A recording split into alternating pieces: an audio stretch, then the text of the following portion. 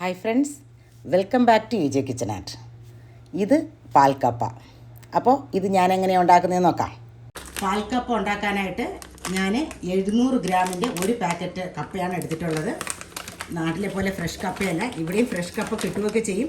പക്ഷെ പലപ്പോഴും അത് മേടിക്കുമ്പോണ്ടല്ലോ അതിനകത്ത് മൊത്തം കറുത്തൊക്കെ പോകാറുണ്ട്. അപ്പോൾ ഞാൻ അതുകൊണ്ടിപ്പം എപ്പോഴും പ്രിഫർ ചെയ്യണത് ഈ ഫ്രോസൺ കപ്പയാണ്. അപ്പോൾ നമുക്ക് ഒരല്പവും പാഴില്ലാണ്ട് കിട്ടും. ഇത് കണ്ടോ. അപ്പോൾ ഇതൊന്ന് ജസ്റ്റ് വെള്ളത്തിലിട്ട് ഒരു 2-3 മിനിറ്റ് ഇട്ട് കഴിയുമ്പോഴത്തേക്കും നമുക്കിത് നുറുക്കിയെടുക്കാൻ പറ്റും. അപ്പോൾ ഞാനിത് വെള്ളത്തിലിട്ടൊന്ന് നുറുക്കിയെടുക്കുവാണ്. കപ്പ ഡീഫ്രോസ്റ്റായി വരുന്ന സമയം കൊണ്ട് നമുക്കതിനാവശ്യമായിട്ടുള്ള സാധനങ്ങളൊക്കെ തയ്യാറാക്കിയെടുക്കാം. ഞാനിവിടെ ഏറെ ചെറിയ ഉള്ളി പൊളിച്ചെടുത്തിട്ടുണ്ട്. ഒരു 7-8 അല്ലിയോളം ഉണ്ട്. പിന്നെ ഒരു 5-6 പച്ചമുളക്, ഒരു കഷ്ണം ഇഞ്ചി, ഇച്ചിരി കറിവേപ്പില. അപ്പോൾ ആദ്യം ഇതിനെല്ലാം കൂടെ നമുക്ക് മിക്സിയിലിട്ടൊന്ന് ചതച്ചെടുക്കുക. ഉള്ളി ഇച്ചിരി കൂടുതൽ വേണം, വെളുത്തുള്ളി നമുക്ക് വേണ്ട. പിന്നെ ഞാനിവിടെ വേറെ കുറച്ച് ഉള്ളി എടുത്ത് വെച്ചിട്ടുണ്ട്. അതും കുറച്ച് ഏറെ എടുത്തത് കടുക് പൊട്ടിക്കാനാണ്. നമ്മൾ സാധാരണ കടുക് പൊട്ടിക്കുന്ന പോലെ ഇച്ചിരി ഏറെ വേണം. ഞാനൊരു 4 വലിയ വറ്റൽമുളകും ഇച്ചിരി കറിവേപ്പില എടുത്തിട്ടുണ്ട്. അപ്പം നമ്മളിതിനൊന്നും വെളുത്തുള്ളി ചേർക്കുന്നില്ല. ഞാൻ ഈ കറിവേപ്പില ഇതിൻ്റെ കൂടെ മിക്സിയിലിട്ടില്ല, ഞാനത് നുറുക്കി വെച്ചേക്കുവാണ്. ബാക്കിയെല്ലാം കൂടെ ഞാനിവിടെ മിക്സിയിലിട്ട് ചതച്ച് കൊണ്ടുവന്നിട്ടുണ്ട്. അതിനെ നമുക്കിങ്ങോട്ട് മാറ്റി വയ്ക്കാം. കപ്പ ഞാനിവിടെ ചെറിയ കഷ്ണങ്ങളാക്കി നുറുക്കി കഴുകി എടുത്തിട്ടുണ്ട്. ഇനി ഇത് തിളപ്പിക്കാനായിട്ട് ഒരു പാത്രത്തിലേക്ക് നമുക്ക് ഇട്ട് കൊടുക്കാം. എന്നിട്ട് ഈ കപ്പയ്ക്ക് മുകളിൽ ഇരിക്കത്തക്ക രീതിയിൽ വെള്ളം ഒഴിച്ച് നമുക്കിതൊന്ന് തിളപ്പിക്കാം. കപ്പ തിളച്ച് വന്നിട്ടുണ്ട്. അപ്പോൾ അതിലേക്ക് കുറച്ച് ഉപ്പിട്ട് കൊടുക്കാം.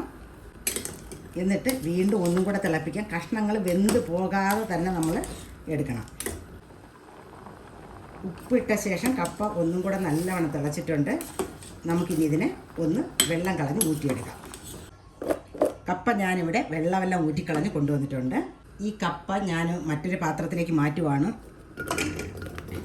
ഈ സ്റ്റീൽ പാത്രത്തിൽ ചിലപ്പോൾ അടുക്കി പിടിക്കും, അപ്പോൾ അതുകൊണ്ടാണ് മാറ്റുന്നത്. ഇനി ഇതിലേക്ക് തേങ്ങാപ്പാൽ ഒഴിച്ചു കൊടുക്കണം. തേങ്ങയുടെ 2ആം പാൽ നമുക്ക് ഒഴിച്ചു കൊടുക്കാം. ഈ കപ്പ ഇങ്ങനെ മുങ്ങിക്കിടക്കാൻ പാകത്തിന് വേണം. ഇനി കപ്പ നമുക്ക് നല്ലോണം വെന്തിട്ടില്ല. ബാക്കി ഈ തേങ്ങാപ്പാലിൽ കിടന്ന് വെന്താലേ നല്ല ടേസ്റ്റ് ഉണ്ടാകത്തുള്ളൂ. നമുക്ക് കുറച്ച് ഉപ്പിട്ട് കൊടുക്കാം. കപ്പയിൽ നമ്മൾ ഇച്ചിരി ഉപ്പിട്ടതാണ്, എന്നിട്ട് നമ്മളത് ഊറ്റിക്കളഞ്ഞു.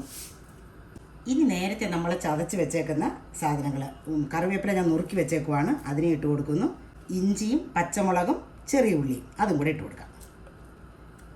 ഇനി നമുക്കിതൊന്ന് അടച്ച് വെച്ച് വേവിക്കാം. കപ്പ തേങ്ങാപ്പാലിൽ കിടന്ന് വെന്ത് വന്നിട്ടുണ്ട്. അപ്പം നമുക്കിനി ഇതിനെ ഒന്ന് ഇളക്കിയിട്ട് കുറച്ച് കഷ്ണങ്ങളെ ജസ്റ്റ് ഒന്ന് പൊടിച്ചു കൊടുക്കാം. നമുക്ക് എല്ലാ കഷ്ണങ്ങളും വേണ്ട, കുറച്ച് കഷ്ണങ്ങളൊക്കെ ഞാൻ കുറച്ച് ഉടച്ചിട്ടുണ്ട്. ഒത്തിരി അങ്ങ് ഉടച്ചു കഴിഞ്ഞാൽ ഇത് പിന്നെ ഭയങ്കര തിക്കായി പോവും. അപ്പോൾ അതുകൊണ്ട് നമുക്കിനി ഇതിലേക്ക് ആ 1ആം പാൽ ഒഴിച്ചു കൊടുക്കാം. ഇനി ഇതൊന്ന് മിക്സ് ചെയ്ത് തിളപ്പിച്ചെടുക്കാം. നമ്മളത് തിളപ്പിച്ചെടുക്കുമ്പോഴത്തേക്ക് ഇച്ചിരി ലിക്വിഡായിട്ടിരിക്കണം. എങ്കിലേ നമ്മൾ കോരി എടുക്കുമ്പോഴത്തേക്ക് നമുക്കൊരു സെമി ലിക്വിഡായിട്ട് കിട്ടണം. ഇരുന്നത് കുറുകും. തേങ്ങയുടെ 1ആം പാൽ ഒഴിച്ച് കഴിഞ്ഞ് ഇത് നല്ലവണ്ണം തിളച്ചിട്ടുണ്ട്. അപ്പം നമുക്കിനി ഇതിനെ മാറ്റി വെച്ചിട്ടൊന്ന് കടുക് പൊട്ടിക്കാം. പാന് ചൂടായി കഴിയുമ്പോഴത്തേക്കും നമുക്ക് കുറച്ച് വെളിച്ചെണ്ണ ഒഴിച്ചു കൊടുക്കാം. ഇതിൽ ഇച്ചിരി ഏറെ കടുക് ഇട്ട് കൊടുക്കാം. ഞാനൊരു 2 സ്പൂൺ കടുക് ഇടുവാണ്. ആ കടുക് പൊട്ടിക്കഴിയുമ്പോൾ നമുക്ക് ഈ മുളക് ഇട്ട് കൊടുക്കാം.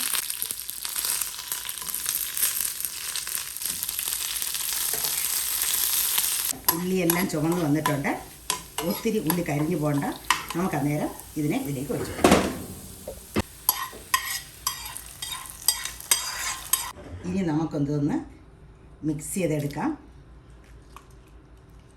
നല്ല പരുവത്തിന് ഇരിപ്പുണ്ട്. ഇനി തണുക്കുമ്പോൾ ഇച്ചിരി കൂടെ ഇതൊന്ന് കുറുകി വരും. അടിപൊളി സാധനമാണ് കേട്ടോ. അങ്ങനെ അടിപൊളി പാൽക്കപ്പ റെഡി ആയിട്ടുണ്ട്. Okay bye.